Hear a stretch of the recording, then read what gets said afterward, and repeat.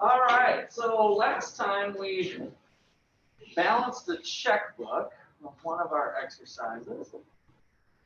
So part of this series now is on budgeting. And so I highlighted what a budget is.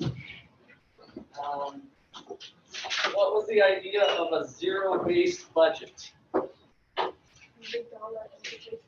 Every dollar has a place to go. Every dollar has a name, right? So what we're going to be doing is just finding categories of spending, and it's your money, so you pick the categories. It's just a matter of learning where your money's going so that you can take control of it and have a little more power over it for the rest of your life.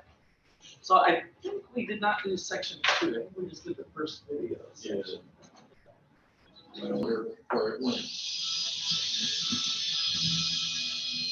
Okay, so what do you think about budgeting?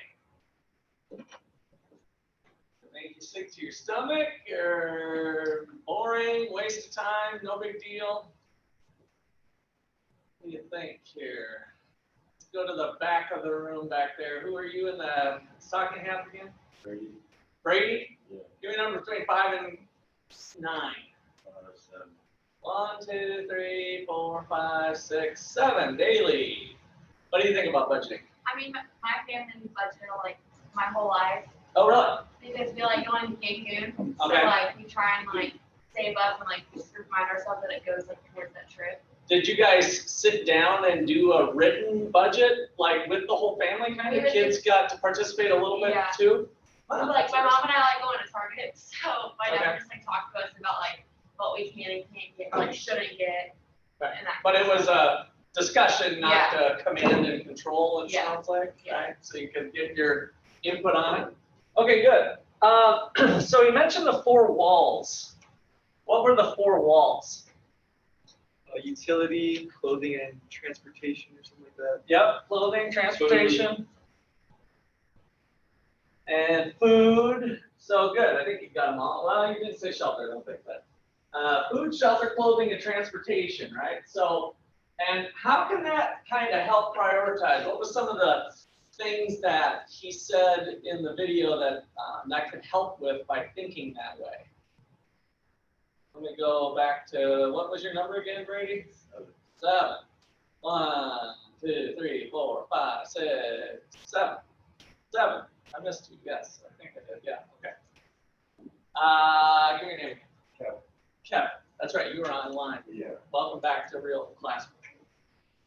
Can you read the question? So it's right here. So how can those concepts help you prioritize your spending? Like, why is that important to think about those 4 walls? What were some of the things in the video that he pointed out as we start to create a budget? Those are like the 4 most important things that you need in your life. Okay. So not having those prioritized, really start losing out on more important things later on. Yeah. So, I mean, it just kind of helps formulate things, right? So basically, if the world's falling apart, you're running out of money, you're going broke or something, if this is always kind of on your mind when you do have money, you just kind of know that I'm always taking care of this first so that I know I'll be taken care of, that I can still get to work. That's transportation. The clothing, do we really need clothing if we're going broke? We need clothing. We're not going to go naked, but do most of us have enough clothes to get by for a year if you had to? Yeah. Probably, right? Yes, it's fun to go get clothing, but so really clothing is actually not on, I think this is even a typo here because you said it right. Who said the 4 walls when you said utilities? Yeah, the utilities is the part that we want to keep. It's not so much clothing, but being able to keep the lights on at your house, the water flowing so you can take a shower. So food, shelter, utilities, and transportation are really the 4 main walls that he talks about. All right, so this chapter is going to focus in on budget, but we're also going to talk about net worth and building wealth, which we talked about when we were in that other classroom. What was the net worth or wealth equation? So net worth is another word we use for wealth, is what we described before. He's also going to call it consumer equity. What was that equation? The value? Yeah, so go Bob? Great. So what you own, so it's the dollar value of what you own minus the dollar value of any debts or other obligations, what you owe. So what you own minus what you owe, at any given point in time, you can kind of take an inventory of what this looks like in your life, right? You've got a laptop, you've got a car, you've got something, you've got some student loan debt. You can do this equation at any point in time. The budget, on the other hand, the zero-based budget that we're working on, is your engine that helps handle your money. And so the zero-based budget is basically your planned income. I say planned income just to be more general, like we might know our paycheck minus our planned spending, not necessarily spending, or not spending, in fact, that we've already done, but what we plan to do, right? So it's spending that's coming up. It's money that's coming in. It's money that's going out. That needs to equal what? Zero. That's the zero part. So our planning is such that every dollar has a name. So these are kind of two pieces of the financial puzzle that you want to keep separate from each other. One is kind of building wealth and where you're at today. And how do you do that? By having a plan to make this get bigger. Ultimately to $1 million here at a minimum, if not higher. So we're starting to throw out estimates that, if you want to be making $100,000 a year, you might need to get up to $2 million, $2.5 million worth of savings by the time you get to retirement age. But certainly want to become a millionaire. That's for darn sure. Okay, any questions or comments there? All right, so this one gets down to some of the details here. This next one on budget. Just so you guys know where they're at in your workbook.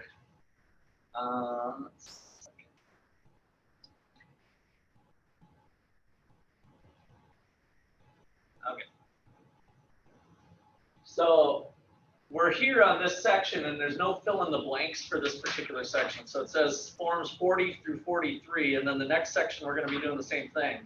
So he has, as part of the work information, and you'll be doing homework and other stuff, but these are kind of set aside. So these are major components of a healthy financial plan, consumer equity sheet, which we'll do a little worksheet on as well, kind of summarizing income, lump sum planning, and then in a future video, monthly cash flow. So this is where you really set up the cash flow plan. All the categories that you can be thinking about, life insurance, babysitter, toiletries. You won't use all these, but he kind of puts everything but the kitchen sink.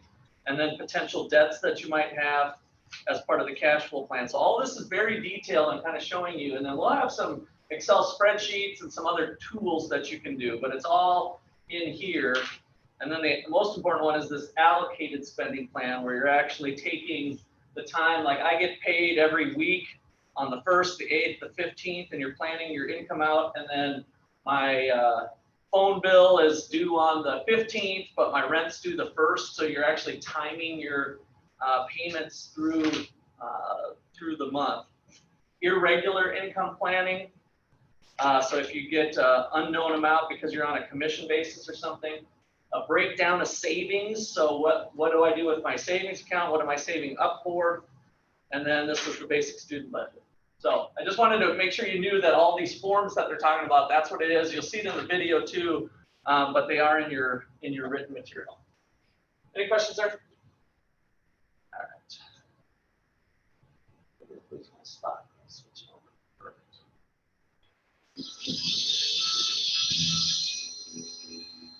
Okay, so talk about this envelope business. So what is the envelope? Whoops, section 3. So let's see here. We were on 7, right, Grady? We left off at 7. 1, 2, 3, 4, 5, 6, 7. What was the envelope concept?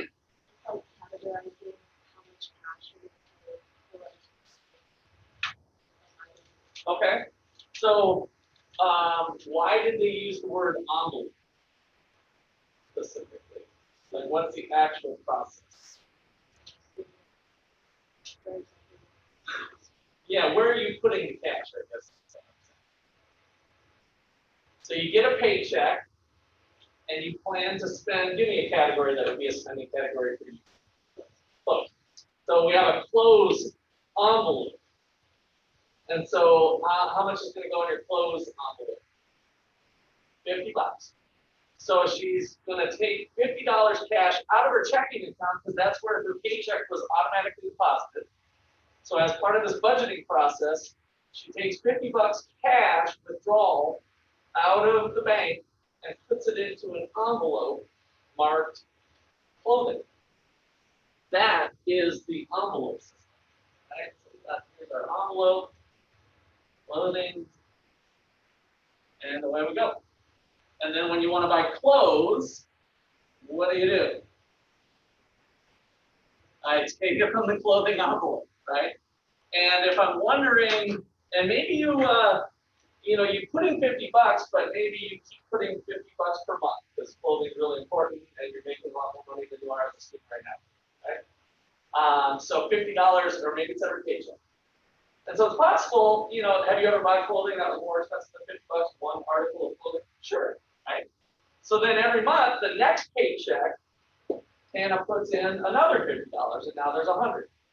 And then the next paycheck, another $50 goes in, now there's $150. Because you're kind of mentally saving up for that nice winter jacket or something that's going to run $170 or $120, depending on what you're talking about there, right?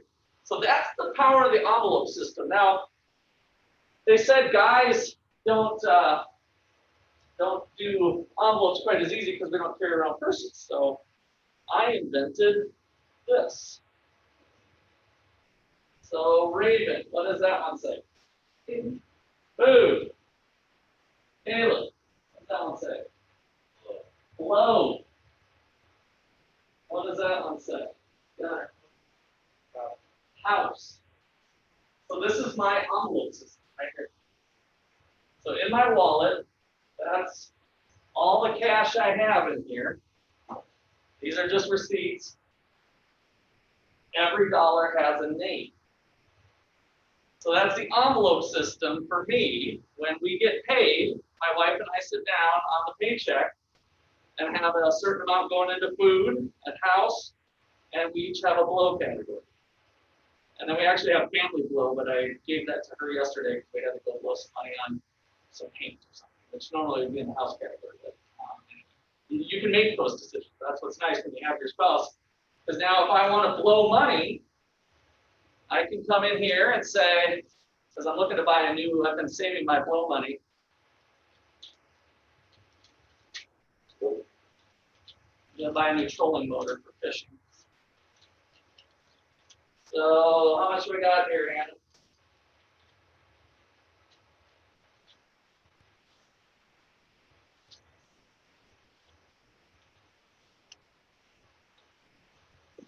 How much? Nice and loud. 340 actually. 20, 10, 10. 340. My depth finder is going to be not depth finder, the trolling motor is going to be about 240 plus tax. So that's why I've been saving up my blow money, not blowing it on other stupid stuff, so that I can buy my trolling motor. That's the envelope system, right?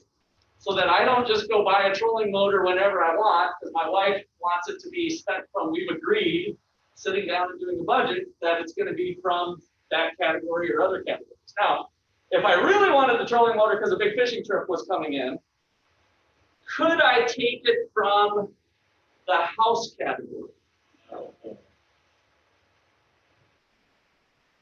Could I take it from the house category?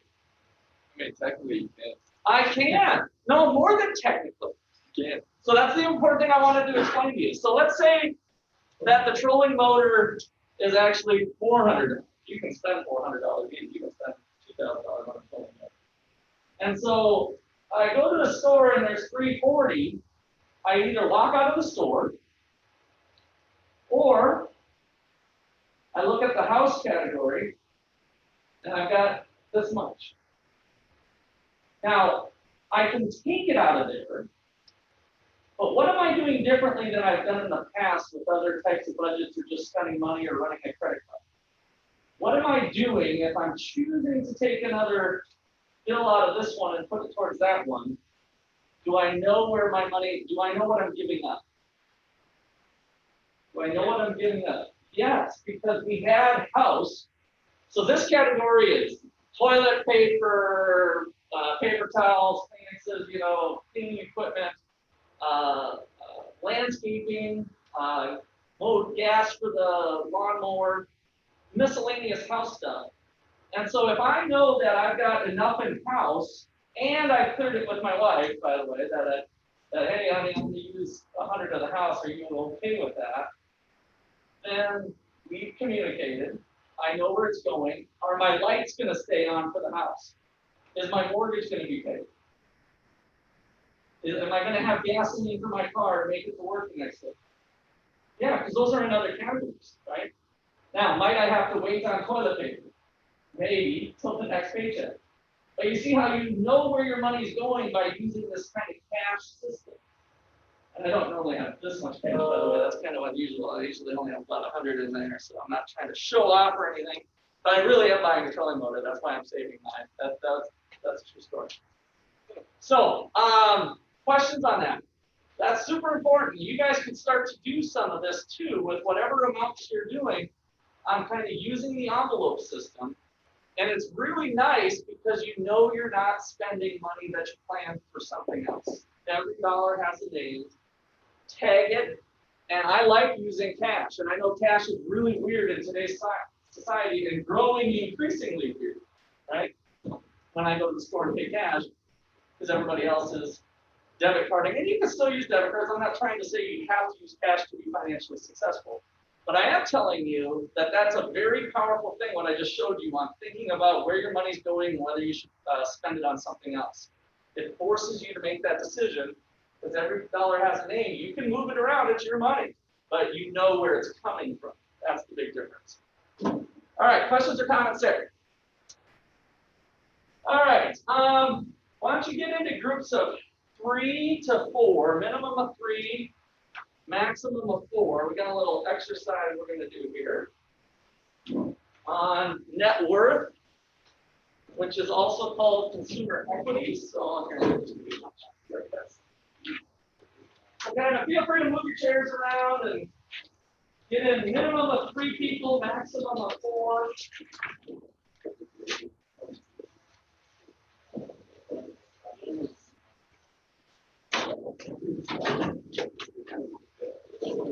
I will move you into different groups. If you don't find them yourself, I'll have you to find a minimum of 3, maximum of 4.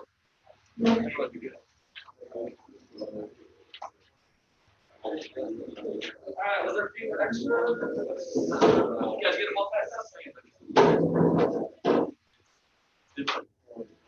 All right, so let's go ahead and look at this. I'll give you kind of a quick overview of what we're doing. So on this front page here, you've got family A, and you've got some information about family A. And then you got family B, and some information on family B. Then you got a few questions. And if you turn to the next page, you've got a consumer equity sheet labeled U. That one I want you to save to the end. So I actually want you to start, and you can separate these two. It's usually easier to go ahead and tear your page off so that you can kind of look side by side. We're going to look at family A's net worth versus family B's net worth. So go ahead and start filling that out.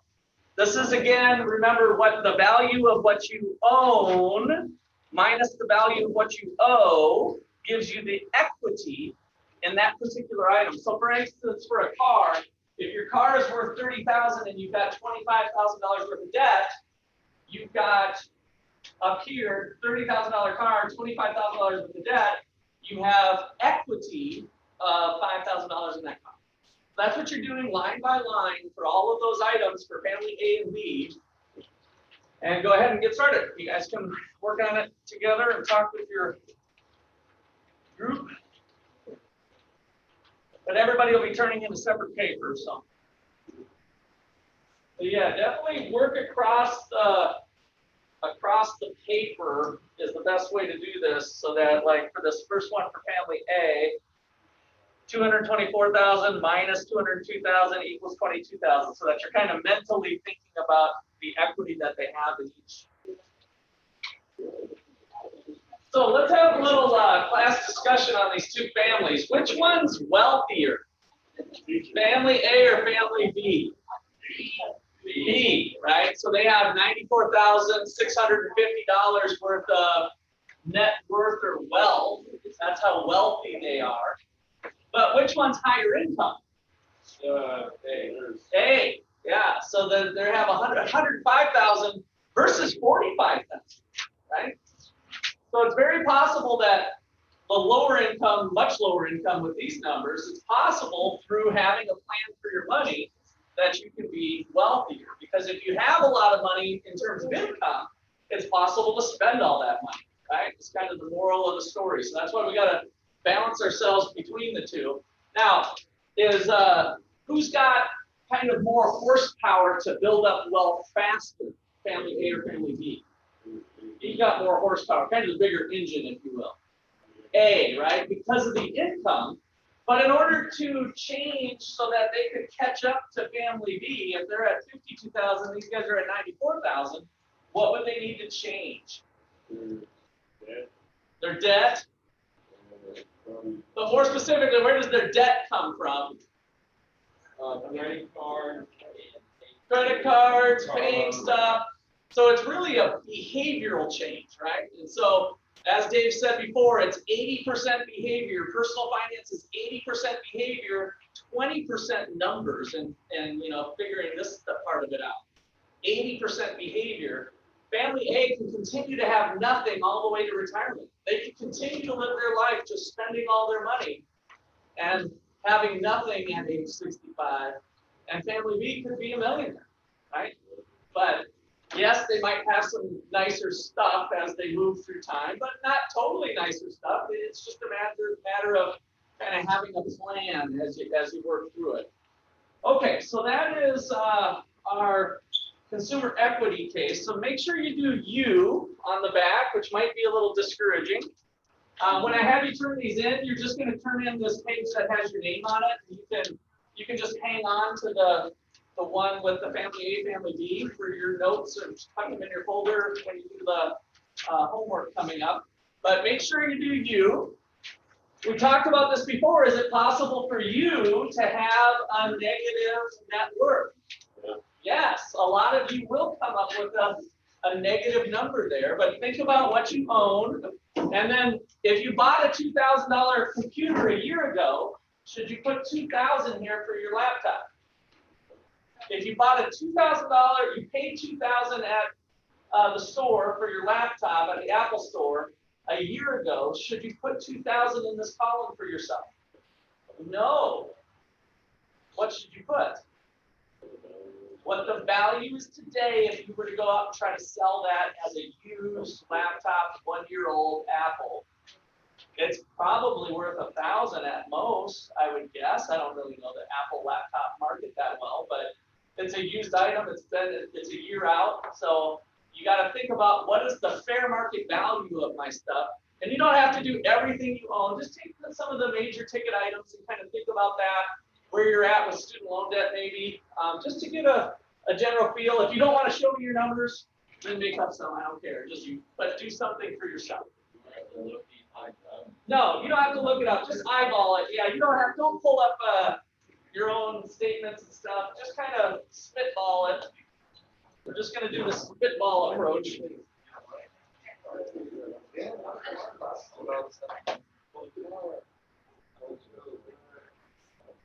Yeah, so like what you're doing real estate. What? Real estate. Just nothing. Just skip it if it doesn't apply. Oh, so like Yeah. You don't know any real estate. Just skip that line. Just like we did with family A and family B. so what if I don't know? You can just guesstimate. Make up numbers. Yeah, I mean, you know at least the ballpark, don't you? Or is that part of why you're in this class, to learn how to make a ballpark? Dude, I have like $400 in my account. And then like 100 on my cash app card. And now That's all you should do. Just go ahead and put that down.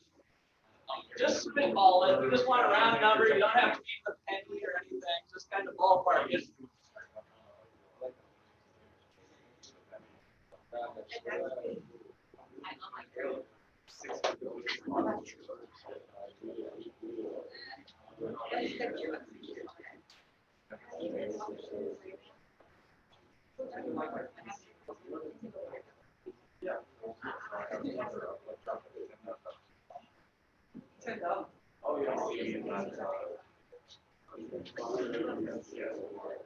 Okay, so I wanted to call to your attention, a few of you missed what our regular homework is going to be.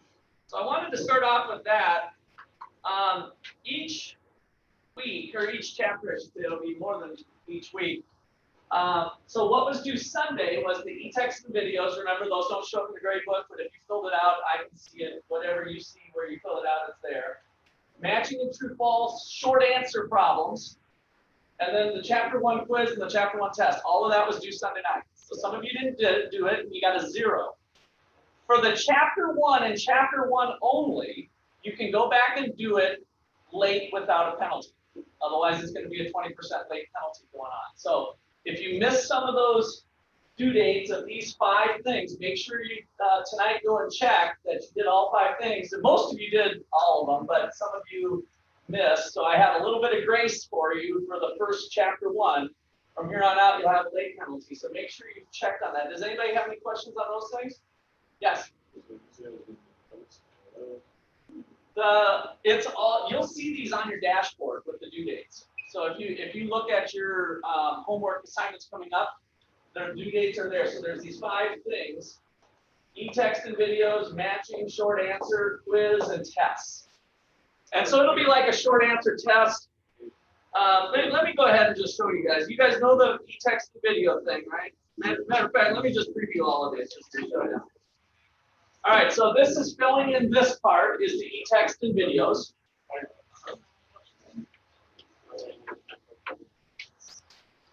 The matching true false is this. So you literally got matching and true false, matching words, true false. And then you got the short answer problems. And all of this is similar to what's in the back of the chapters, but you're going to actually type in your own answers. So why do you think many Americans have a negative saving rate? How does this relate to your savings habits? You're going to type in your own free answer with the short answer problems.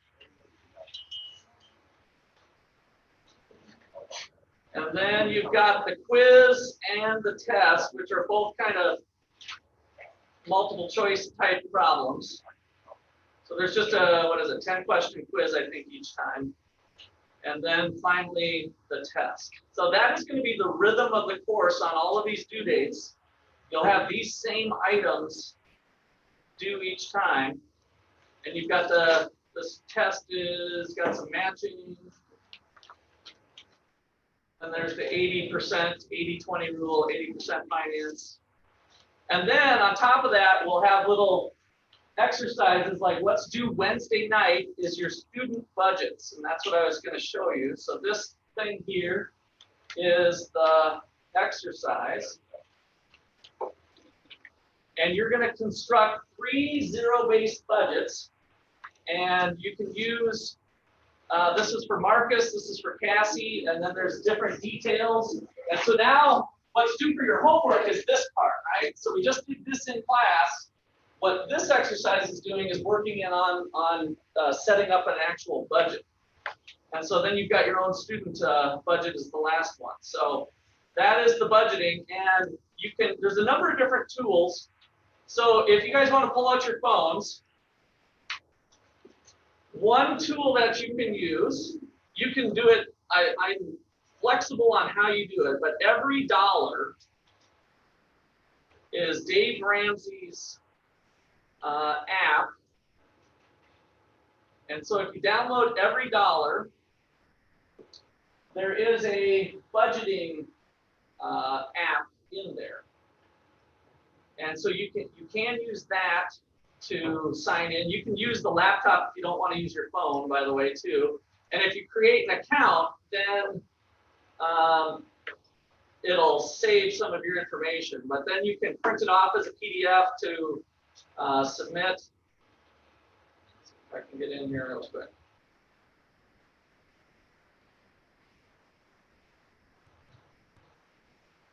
If that's my password, I have to remember.